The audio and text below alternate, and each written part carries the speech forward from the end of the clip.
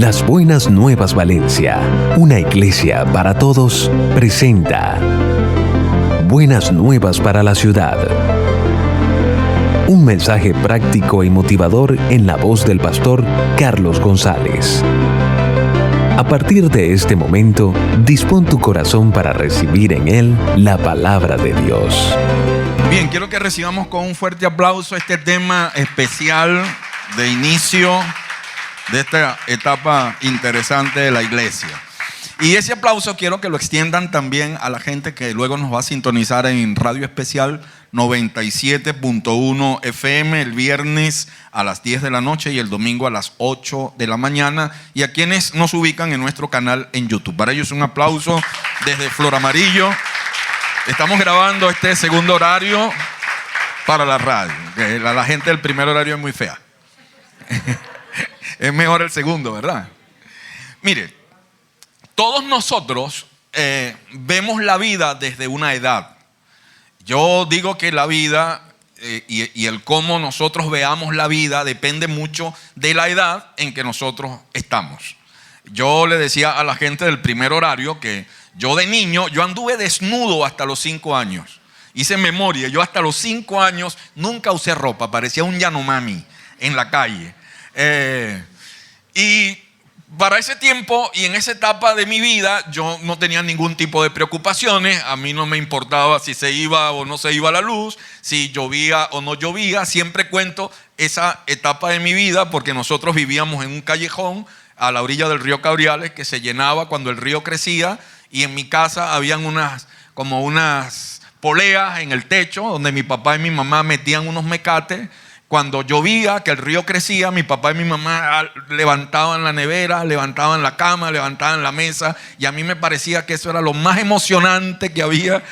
Y cuando empezaba a oscurecer todo, yo veía a mi papá y a mi mamá preocupados y nosotros felices porque venía el agua, porque nos sacaban los bomberos, porque nos llevaban de damnificados, nos daban chocolate, nos daban sándwich, y era una cosa increíble esa experiencia. Yo veía el mundo desde mi edad, desde mi niñez. Un niño no está preocupado si el dólar se disparó, si la inflación, si los problemas políticos. El niño ve el mundo desde su edad y desde su mundo. Ahora, uno adulto cambia la manera de ver las cosas. Las ve desde la adultez, desde las preocupaciones de la adultez. Y la vida es así, nosotros cambiamos de acuerdo a nuestras edades, y esas edades son las que nosotros llamamos generaciones. Cada generación ve el mundo de una manera distinta a otra generación. Cada generación es propia. El problema es que el mundo en que tú y yo vivimos hoy es un mundo que cambia rápidamente, y así como que aceleradamente el mundo está cambiando. Hace mucho tiempo el mundo cambiaba en eras, en edades. Estaba la edad de piedra. Cuando Dios llama a Moisés, le dice: tráete 2 tablas de piedra. Era la edad de piedra. Si hubiese sido en este tiempo, Dios le hubiese dicho a Moisés: tráete un pendrive, tráete un cable USB, pásame tu correo, dame tu número de WhatsApp para mandarte por allí unos mandamientos que quiero que luego tú le enseñes a mi pueblo. Era la edad de piedra y Dios le dijo: tráete 2 tablas de piedra. Luego la edad de hierro, la edad de bronce, la edad de tal metal. El mundo cambiaba en edades, en eras. Luego el mundo comenzó a cambiar cada 100 años, un siglo. Entonces tenemos el siglo I, siglo II, siglo III, siglo V, siglo XVI, el siglo XVIII. Siglo XVIII fue una etapa de construcción de las colonias. Siglo XIX, etapas de independencia para nuestro país. Los hombres de este país del siglo XIX eran brillantes, hablaban inglés, hablaban francés, hablaban alemán, hablaban ruso. Nosotros hablamos valenciano y maracucho de broma. Estos hablaban un montón de idiomas, gente que se dedicó a estudiar las artes, la literatura, la filosofía. Comenzaron los movimientos independentistas, se liberaron de España, llevaron la libertad al continente. Siglo XIX, la edad de las luces, la edad de la poesía. Luego llegó el siglo XX y el siglo XXI. Se dan cuenta, cada 100 años el mundo cambiaba. Después el mundo comenzó a cambiar por décadas. Cada 10 años el mundo cambiaba. la década de los 20, la década de los 30, la década de los 50, la década de los 60, de los 70, de los 80, de los 90. Cada 10 años el mundo daba un cambio. Ahora, no sé si ustedes sabían que en la actualidad el mundo cambia todos los días. Todos los días el mundo cambia. El mundo de mañana diferente al mundo de hoy. Cuando yo compré este teléfono, me sentía el hombre más bárbaro del planeta Tierra. Me había comprado un S4. Me sentí realizado, que Dios había hecho un sueño realidad. Ahorita este teléfono es un mal testimonio, porque el mundo cambió y ahora hay teléfonos. A mí me da pena sacar mi teléfono a veces en una reunión, porque otros cargan un iPhone yo no sé qué, con una, que ya el Samsung anda por las A, yo todavía estoy en S, anda por las A. Así es el mundo. Tú compras hoy una laptop, viene con un Windows totalmente diferente al que traía hace 15 años o 10 años atrás. El mundo está cambiando todos los días. El mundo está cambiando a pasos acelerados. El problema con esto es que en esa rapidez que el mundo tiene en sus cambios, está generando algo que yo he llamado las brechas generacionales. Una generación es diferente a otra generación. Y cuando alguien de una generación se está comunicando con alguien de otra generación, pareciera que están hablando en dos idiomas. Es una relación bilingüe. Nos pasa a nosotros los padres. Los padres, los rollos que tenemos con nuestros hijos adolescentes es que ellos están en una generación muy distinta a la nuestra. Ellos tienen una manera de ver la vida y ver el mundo muy distinta a la nuestra. Eso es una brecha. Una brecha que nos exige como padres, nos exige como pastores, nos exige como líderes de actualizarnos, documentarnos, entrenarnos, equiparnos, todo lo que sea posible para poder acortar esa brecha y poder ayudar a nuestros muchachos. Por eso es que en esta iglesia hacemos actividades para los niños, para los adolescentes y tratamos de cubrir esa brecha. Porque en la medida en que el mundo aceleradamente cambia, se generan esas brechas y eso trae ruidos y trae problemas. Creo que esto lo he explicado otras veces, pero un poco esto es lo que se dice de las generaciones. Hay una generación que es la generación que va desde 1930 a 1946. Se le llamó la generación de los constructores. Esta generación, los jóvenes de esta generación, no tuvieron tiempo de ir a discotecas, no tuvieron tiempo de ir a fiestas, no tuvieron tiempo de ir a centros comerciales. Estuvieron en guerras, las grandes guerras que sacudieron al mundo. Estos muchachos murieron en esas guerras, por millones. Murieron los jóvenes de esta generación. Se les llama constructores porque con las armas ellos construyeron el mundo que hoy en día tú y yo disfrutamos. No hubo tiempo para fiestas. Esta fue una generación trabajadora, una generación de lágrimas, una generación de esfuerzo. Luego de esta generación de los constructores, 1946, 1964, se levantó una generación que la conocemos como los baby boomers. Y hay una imagen allí con niños porque curiosamente las maternidades se llenaron de mujeres pariendo. La pregunta es, ¿de dónde salieron tantos muchachos? De los hombres que estaban en guerra. Estaban tan entretenidos en la guerra, tenían años en guerra que regresaron. Y recuerda, en ese tiempo no había Netflix, no había Disney Plus, no había televisión por cable, se entretenían haciendo muchachitos. Y preñaron a las mujeres. Nacieron muchachos a montones entre 1946 y 1964. La generación de los baby boomers. ¿Hay alguno aquí? No. Luego se levantó otra generación, la generación X. Para mí, la mejor generación de todos los tiempos. Donde nació la gente más importante que ha pisado el planeta Tierra y ha llenado la historia de la humanidad. 1965, 1982.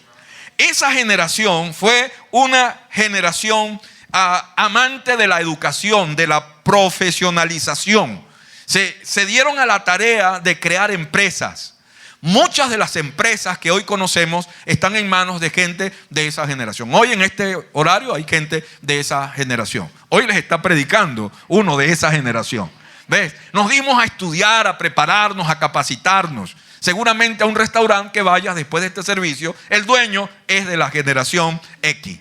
O cualquier prenda de vestir que compres en una tienda en el centro, el dueño es de la generación X. Se dedicaron a eso. Tal vez los padres de muchos muchachos que están aquí son de la generación X. Luego se levantó otra generación, que es la generación Millennium. Fue la generación que nos metió en el nuevo siglo, ¿no? Esta generación, fíjense algo. Si ustedes ven la foto de los constructores ahí vestidos de militar con unos fusiles en los campos de batalla, estos nada que ver. Estos son felices de la vida. Están en centros comerciales. Estos no, ¿ves? Estos no estaban en centros comerciales. Estos estaban pero estos no. Estos están con un cachito en la boca, con un dulce. Esta generación hoy en día ya se graduaron, son universitarios graduados ya, o terminando su carrera universitaria, están ejerciendo sus carreras, están recién casados, están experimentando esa nueva etapa. Ve, Alejandra es de esa generación y ya es profesional, tiene un negocio, y bueno, tiene que calarse Agustín también. Tremenda empresa tiene Alejandra. Y mamá, esta generación es la generación Millennium. Es una generación en donde se generó empleo, y la mayoría de ellos hoy ocupan los puestos de empleo que hay en las empresas, ¿no? Luego vino la generación que nos trajo hasta este día. Es la generación Z, 2001 al 2018. Esta generación, porque ya se está formando otra, no sé cómo se llamará la próxima, pero esta generación son autodidactas. Tienen fortalezas y debilidades.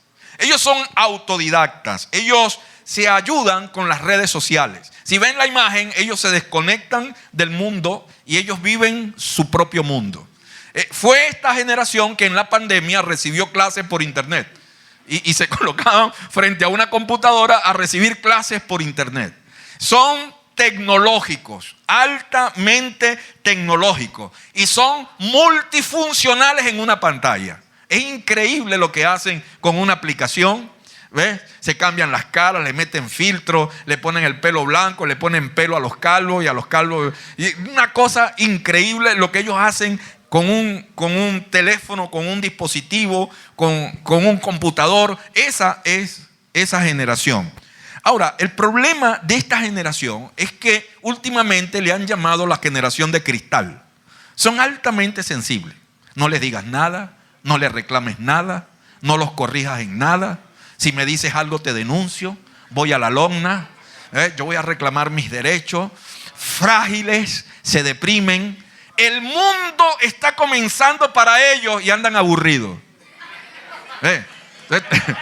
Apenas está comenzando la vida para ellos, apenas. Y andan aburridos. Tal vez están en esta reunión, ¿cuándo irá a terminar el pastor? Aburridos. Ellos son la mata del aburrimiento. Entonces no le digas nada de su aburrimiento porque se hiere. Esa es esta generación. ¿Te das cuenta cómo cambia el mundo y cambia la vida? Ahora, hay un detalle entre las generaciones, desde la primera que les mencioné a esta, que me llamó la atención. Es que las generaciones, en la medida que han pasado, el mundo ha mejorado en cuanto a la tecnología, en cuanto a la ciencia, en cuanto a un montón de cosas. ¿Ves? Por ejemplo, las lavadoras de hoy, en esta generación Z, en nada se parece a las lavadoras de la generación X. ¿Ven? La chacachaca. No. La primera lavadora que Belín y yo compramos era chacachaca de 4 kilos. De paso era pentecostal, porque le daba una pantaleta y se movía. La dejamos aquí, cuando la encontramos iba por allá. Nada que ver con las lavadoras de hoy, ¿ves? De la generación Z, que tú las enciendes a 4 metros con una picada de ojo. Y ellas mismas meten el agua, meten el detergente, meten el suavizante, lavan la ropa, la estrujan, la secan y te visten. Disfruta usted de Buenas Nuevas para la Ciudad con el pastor Carlos González. Los carros de hoy, de esta generación Z, en nada se parecen a los carros allá de la generación de los baby boomers. Para nada, ¿verdad? Estos carros hoy en día son modernos, no como el mío que tiene COVID. Estos carros hoy son unas naves, unas cosas, parecen las naves de los Vengadores, ¿verdad? Una cosa del otro mundo. Entonces, ¿qué decir de las comunicaciones? Hoy en día la televisión, como tú y yo la conocemos, está desapareciendo. Ya está en vías de extinción. Esta es la era del streaming. Esta es la era donde uno compra una plataforma, Netflix o HBO Max o qué sé yo, Premium o cualquier otra, Amazon Prime, y allí tú ves la película, la serie que tú quieras, y los televisores es para ver noticias. ¿Ves? Al mediodía, en la tarde, uno que otro programa por ahí por cable que yo quiera ver, pero del resto ya eso está desapareciendo. Entonces, el mundo, en la medida en que las generaciones han pasado, fíjense, estamos aquí hoy y esto que estamos hablando lo estamos grabando, luego lo colocamos en un canal de una red social, la gente lo escucha, lo descarga, lo comenta. Esto que estamos grabando también se va a la radio, esa radio se transmite por internet. O sea que lo que está ocurriendo hoy, a esta hora, aquí en Flor Amarillo, en la semana, va a ocurrir en un montón de países gracias a la tecnología. ¿Qué le parece? Por eso es que yo soy el pastor más internacionalmente desconocido que hay en este país. Vea, pero no podemos decir eso de los valores. Me he dado cuenta, o me di cuenta, que en la medida que las generaciones han avanzado, el mundo sí ha avanzado en la tecnología, pero el mundo no ha avanzado en sus valores. El mundo ha ido en retroceso en cuanto a sus valores.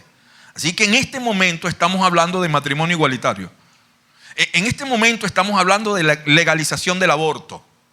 En este momento estamos hablando de la libertad, de que el ser humano define su género en un momento de su vida. Que ya ese asunto de ser hombre o mujer depende de lo que tú definas. Depende de tu identidad de género y un montón de cosas, ¿no? Y si eres gay, si eres lesbiana, si eres transexual o si eres una cosa que llaman no binario. O sea, que hoy te sentiste mujer, eres mujer. Mañana te sientes hombre, eres hombre. ¿Ves? Ese es el mundo en que tú y yo estamos hoy. Esas son las cosas que hoy se están discutiendo en las legislaciones de muchas naciones. El mundo se ha estancado y yo diría ha retrocedido en cuanto al tema de los valores. ¿Qué decir de las familias? Las familias hace 50 años eran familias mucho más estables. No eran afectadas por el divorcio. Los hijos se criaban con sus padres. Hoy en día la familia está desmembrada. Uno está en Australia, el otro está en Perú, el otro está en Japón, el otro está en Canadá. Una familia desmembrada más en una realidad como la realidad que vive nuestro país. Eso hace que nosotros entonces revisemos un tema que está escondido en esta transición generacional, que es el tema de los valores. Oye, ¿cuál es la siguiente generación? ¿Qué clase de gente viene detrás de nosotros? ¿A quién estamos formando? ¿Cómo van a ser los individuos del mañana? A mí eso me preocupa. A mí me preocupa pensar en manos de quién estará el mundo dentro de 20 años. En manos de quién estarán las empresas dentro de 15 o 20 años. ¿Cuál es esa generación? Y yo te tengo la respuesta. La siguiente generación es el que viene detrás de mí. Es el que se está formando. Es mi hija, la siguiente generación. Son estos chamos, la siguiente generación. Son nuestros adolescentes de zona Wi-Fi, nuestra siguiente generación. Son nuestros niños de allá de LBN Kids, nuestra siguiente generación. Ellos que vienen atrás para tomar el testigo de la carrera. Y creo que nosotros tenemos que pensar en ellos. Tenemos que pensar en esa generación. Y tenemos que pensar en lo que estamos invirtiendo en ellos y qué le estamos enseñando. Por eso este tema lo titulé Ayudando a la siguiente generación a ganar. ¿A ganar por qué? Porque a mí me gusta ganar. ¿A quién le gusta perder? A nadie le gusta perder. A mí me gusta ganar. ¿Con qué equipo se identifica la gente? ¿Con los perdedores? Con los equipos ganadores. Magallanes. Y en el fútbol, Barcelona, Real Madrid, los equipos ganadores. Yo tengo un vecino que él es fanático de los Tiburones de La Guaira. Los Tiburones de La Guaira no van a una final, hace 20 años, 30 años no van a una final. Así que mi vecino, cuando se pone su camisa de los Tiburones de La Guaira, los vecinos le, mira, préstame, la pasó un coleto. Todo el mundo lo irrespeta, todo el mundo lo chalequea. Nadie quiere ser de un equipo perdedor. Todos queremos ganar. A mí me gusta ganar. Usted va al estadio a ver a su equipo, usted sale feliz porque perdió. No, usted sale feliz cuando gana. Y cuando pierde, usted sale botando piedra. Usted sale pidiendo la renuncia del manager. Usted sale escribiendo en las redes sociales: jugamos como nunca, perdimos como siempre. ¿Verdad? Entonces a nadie le gusta perder. Nos gusta ganar. Y creo que la generación que viene quiere ganar. Y hay que enseñarlos a ganar. La pregunta entonces que tenemos que hacernos es: ¿qué es ganar? ¿Qué será para la siguiente generación ganar? ¿Cómo enseñamos a nuestros chamos a ganar? ¿Cómo enseñamos a nuestros hijos a ser ganadores? Mira lo que normalmente pasa con nosotros los padres, los líderes, mayormente los padres. Nosotros creemos que ganar es alcanzar un mejor estatus de vida. Así que tenemos a padres que llegan y nos dicen: ¿saben qué? Tú tienes que ganar en la vida. Tienes que terminar una carrera, tienes que tener un título, tienes que comprar una casa, tienes que tener un carro, tienes que casarte con una buena esposa, un buen esposo, para que seas alguien en la vida. Es el mensaje que nos dan, ¿verdad? Yo contaba en el primer horario que había una muchacha que estudiaba psicología, donde estudió nuestra hija, que ella, cuando empezó su carrera universitaria, hicieron una dinámica donde el profesor le preguntó: ¿por qué están en esta carrera? ¿Por qué están estudiando en esta universidad? Y ella dijo: pastor, yo me levanté muy orgullosa a dar mi respuesta. Dijo: para ser alguien en la vida. Y vino el profesor y le dijo: o sea, que si usted no termina la carrera, usted no es nadie. Porque le enseñaron a ella, sus padres, que ser alguien en la vida es tener un título. Ser alguien en la vida es tener un carro, una casa, casarse con una buena mujer o con un buen hombre. Yo te voy a decir algo. Conozco gente que tienen carro, tienen títulos, tienen empresas, tienen dinero y son unos perdedores. Y no son precisamente la imagen de un ganador lo que yo tengo de ellos. Ganar es algo más que eso. No quiere decir que eso no sea importante. Eso tiene su valor y tiene su importancia en la vida. Pero ganar tiene que ver más con el ser que con el tener.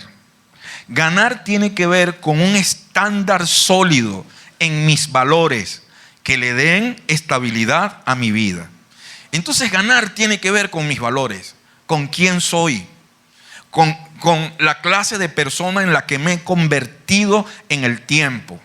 Entonces, si eso es ganar, Evelyn y yo estamos no tan interesados en los títulos de nuestra hija, sino en la clase de persona en que ella se está convirtiendo, en la clase de persona que ella va a ser. Porque ella pudiera tener títulos y tener casa y tener carro y tener empresa y ser una depredadora social y ser una bárbara que anda llevándose a todo el mundo por delante. Eso puede ocurrir. Entonces ganar tiene que ver con un estándar de vida que le dé solidez a nuestra vida, un estándar de valores. Y te lo quiero enseñar por la Biblia, ¿no? Libro de los Salmos, capítulo 78. Cuando tengas un tiempito en la semana, anótalo para que lo estudies con calma. Es un salmo muy, muy interesante, Salmo 78. Ese Salmo 78 fue escrito por un hombre llamado Asaf. Yo leí en un comentario que Asaf era un músico profeta. El tipo agarraba un arpa, empezaba a tocar el arpa y mientras tocaba el arpa, Dios le hablaba y él hablaba. Entonces era un profeta musical, Asaf. Asaf escribió algunos salmos. Entre esos salmos, el Salmo 78. Salmo 78 se le llama también un salmo histórico, porque es un retrato, el Salmo 78, de una etapa, de un momento de la historia del pueblo de Israel. Y es como que Asaf tomara un ejemplo de algo que ocurrió en la historia de Israel para enseñarnos a nosotros algo. Es como una advertencia, el Salmo 78. Oigan lo que dice Asaf, yo se lo escribí en pantalla. Dice: oh pueblo mío, escucha mis enseñanzas. Abre tus oídos a lo que digo. Luego, verso 2, dice, porque te hablaré por medio de una parábola y te enseñaré lecciones escondidas, ¿de dónde? De nuestro pasado. Y Asaf está diciendo, voy a contarte algo que ocurrió en nuestro pasado. Voy a enseñarte algo de nuestra historia. Algo que va a ser muy relevante en este tiempo presente. Luego dice, historias que hemos oído y conocido, que nos transmitieron nuestros antepasados. Entonces, él está hablando de un legado que él recibió y que él ahora está entregando, escribiendo este Salmo 78. No les ocultaremos estas verdades, ¿a quiénes? A nuestros hijos. ¿Y a quién más? A la próxima generación se los contaremos. Y le contaremos de las gloriosas obras del Señor. Le contaremos de su poder y de sus imponentes maravillas. Pues emitió sus leyes a Jacob, entregó sus enseñanzas a Israel y le ordenó a nuestros antepasados que las enseñaran a sus hijos. Y en este salmo tú estás viendo cómo Asaf está hablando de algo que una generación le enseña a otra generación. Una generación enseñando a otra generación lo que había recibido de la anterior generación. Y esto es lo que dice Asaf. Para que la siguiente generación la conociera. Y no solo la siguiente generación, incluso los niños que aún no han nacido. Y ellos a su vez lo enseñarán a sus propios hijos. De modo que cada generación, tres cosas, volviera a poner su esperanza ¿en quién? En Dios. No olvidara sus gloriosos milagros, sino que obedeciera sus mandamientos. Esa era la tarea. La tarea era que la siguiente generación, ellos le hablaran de lo que ellos también habían recibido, para que esa generación, uno, colocara su esperanza en Dios. Dos, no olvidara los milagros, las obras que Dios había hecho, sino que obedeciera sus mandamientos. Entonces mira el resultado. Asaf dice, entonces no serán obstinados, ¿qué más? Ni rebeldes, ni infieles.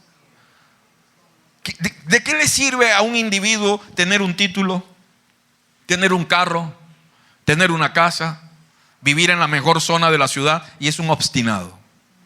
Y es un rebelde, es un desleal, no conoce el valor de la amistad, de la fidelidad, con una vida desordenada.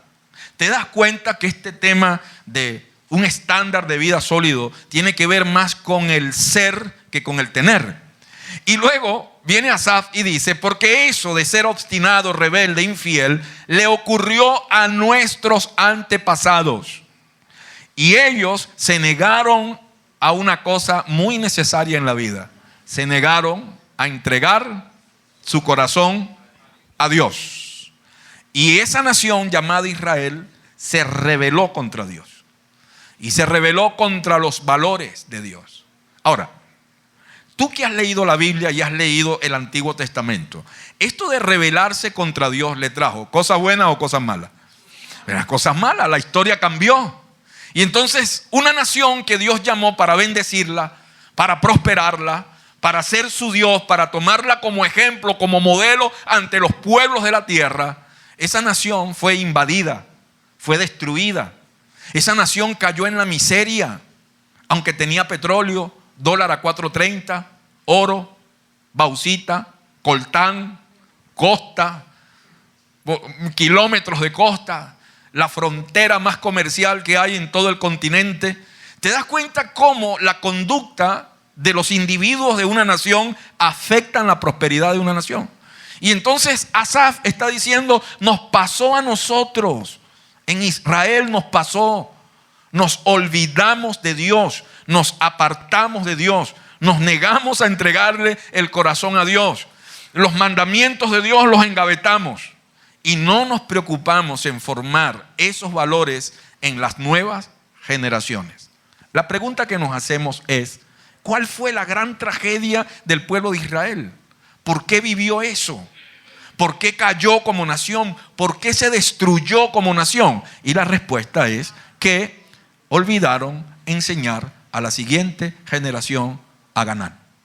No tomaron el tiempo de entrenar a las nuevas generaciones, de darle valores. Vamos a hacer un campamento, vamos para el vigía, vamos a repartir arepa, vamos a jugar con el balón, vamos a hablar de valores, vamos a hablar de la Biblia, vamos a enseñarle a respetar, vamos a enseñarle a amar al prójimo, a respetar a los adultos. Vamos a invertir. El tiempo que tú tomas con tus hijos en enseñarlo, en instruirlo, es vital para lo que está por venir en nuestra nación. Hay que enseñar a la nueva generación a ganar. Disfruta usted de Buenas Nuevas para la Ciudad con el pastor Carlos González. Israel no lo hizo y al no hacerlo, eso trajo unas consecuencias tremendas. Y lo más interesante de esta historia es que la Biblia retrata fielmente esos episodios. Libro de Jueces, capítulo 2. Ya estoy en la recta final, muchachos. Mira, Dios saca a Israel de Egipto, ¿sí?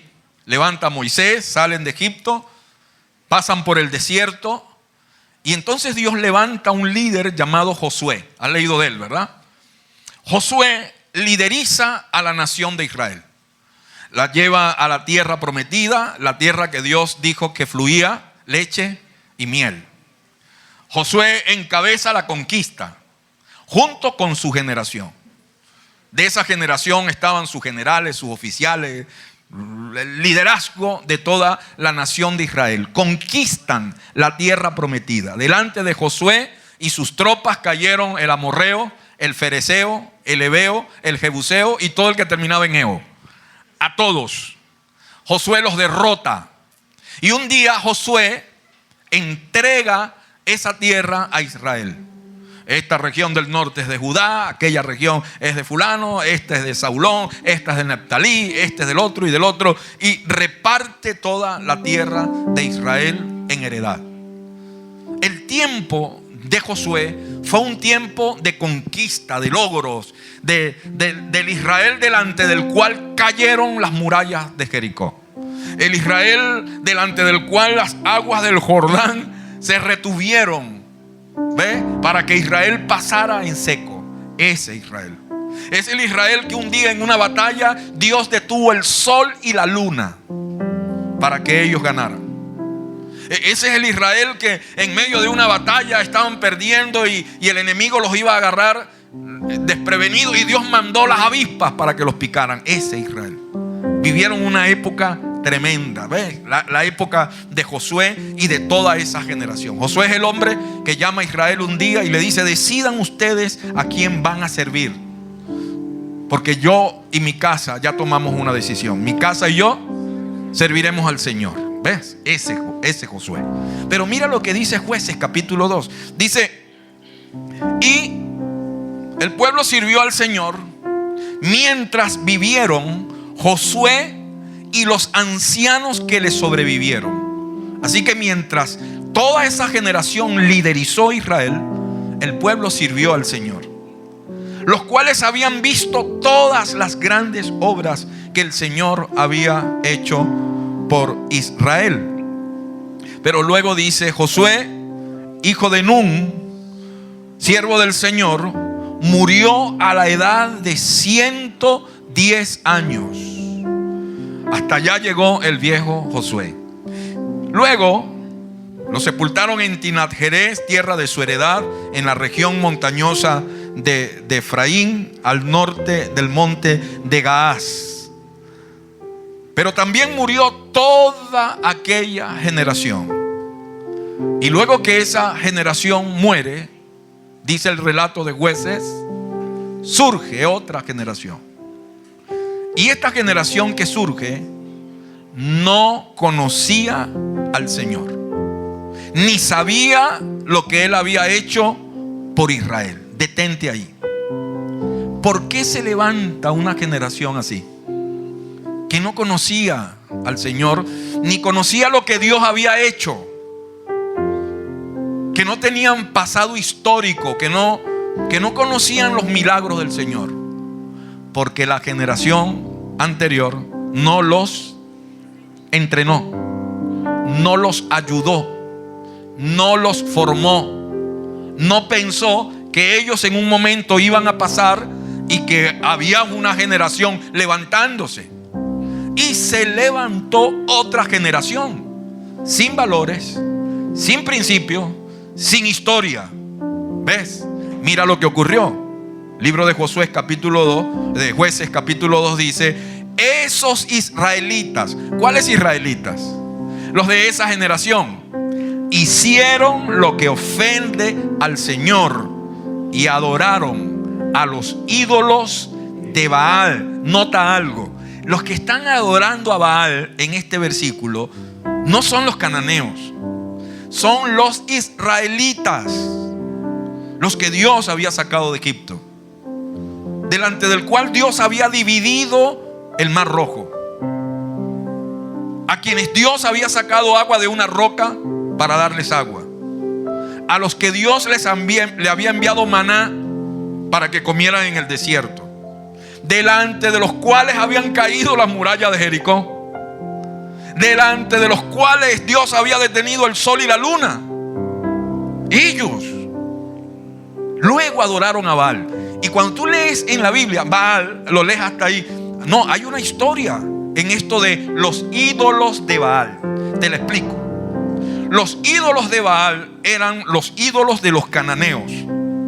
Los cananeos creían que los Baales, o sea, Baal, la versión masculina, Acera o Astarte, la versión femenina, ellos eran los que bendecían, según ellos, la fertilidad de los campos, la fluidez del agua de los ríos, bendecían las cosechas y las siembras.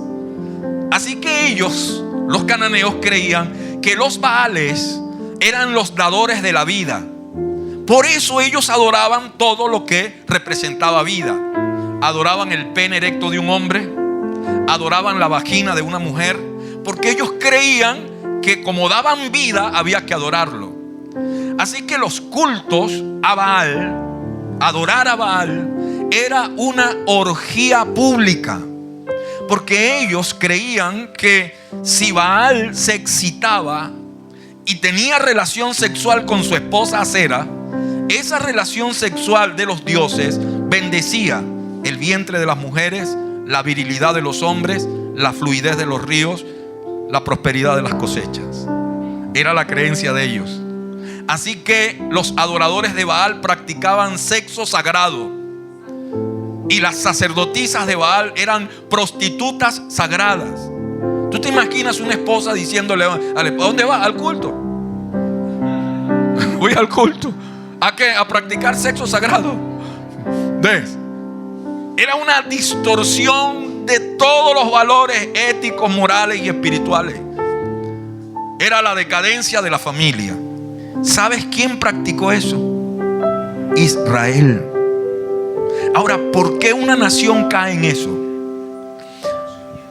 Por desconocimiento, porque no se entrenó a la nueva generación. Y eso trajo otra consecuencia. Verso 12 termina diciendo: abandonaron al Señor, Dios de sus padres, que los había sacado de Egipto, y siguieron a otros dioses, dioses de los pueblos que los rodeaban, y los adoraron, provocando así la ira del Señor. Y el resto es historia. Está ahí en la Biblia, léelo. Todo lo que les pasó, todo lo que ocurrió, todo lo que vivieron, toda la debacle que vino, sencillamente porque una generación no se tomó el tiempo de enseñar a la siguiente generación. Por eso, iglesia, hay que hacer campamentos todos los años. Por eso hay que ir al vigía. Por eso es que hay que predicarle a los muchachos en los barrios. Por eso es que tenemos que meterle duro a la formación de nuestros hijos. Por eso es que tenemos que dedicarle tiempo a la siguiente generación. Padres, por eso es que tienes que pasar tiempo con tus hijos. Por eso es que tienes que aconsejarlos, orientarlos, enseñarlos y darles herramientas, porque estás garantizando de esa manera su futuro. Porque estás invirtiendo en la generación que viene, la generación que se está levantando. Recuerda, ganar es proveer un estándar sólido para la vida de la siguiente generación. Ganar tiene que ver con valores y tenemos que enseñarlos. Tenemos que enseñar esos valores a la siguiente generación. Y ese estándar de vida sólido tiene 3 elementos. Según Salmo 78:7. ¿Ves? Número 1, poner su esperanza en Dios. Número 2, no olvidarse de sus obras. Y número 3, obedecer sus mandamientos. Esas 3 cosas son tan esenciales en la vida, son tan fundamentales en la vida, tanto en mi vida como en la vida de mi hija. Y lo serán también en la vida de los hijos de mi hija. O sea, mis nietos, bellos como su abuelo, aprenderán esas 3 cosas también. Y que mis nietos se lo enseñen a sus hijos, de generación en generación. ¿Te das cuenta? Estamos construyendo un mejor mañana y un mejor futuro. Por eso, esas 3 cosas, créeme, te harán un ganador. Amén. Esas 3 cosas te harán un ganador. Serás un ganador en la vida. Hace casi un año murió un fundador de mi barrio. Yo era adolescente, yo era terrible. Y en el barrio me conocían por un montón de maldades y cosas y travesuras mías, ¿no? Y muere uno de los fundadores del barrio. Y yo fui a su velorio y a su entierro y estaba toda mi generación. Los que jugaron chapita conmigo, los que jugaron el fusilado, la era, el escondido, palo mantequillero, todo eso, ahí estaban conmigo. Ya unos tipos ya de 50 años igual que yo, ya, ¿ves? Y me encontré con la mayoría de ellos. Y verlos me dio una alegría profunda, me contentó. Recordamos nuestra niñez, recordamos nuestro tiempo, recordamos nuestros juegos. Pero qué triste fue cuando le pregunté de sus vidas. Divorciados, alcoholizados, endeudados, arruinados. Y allá en lo más profundo de mi corazón dije: Dios, gracias, porque un día llegaste a mi vida y te conocí y me conecté contigo.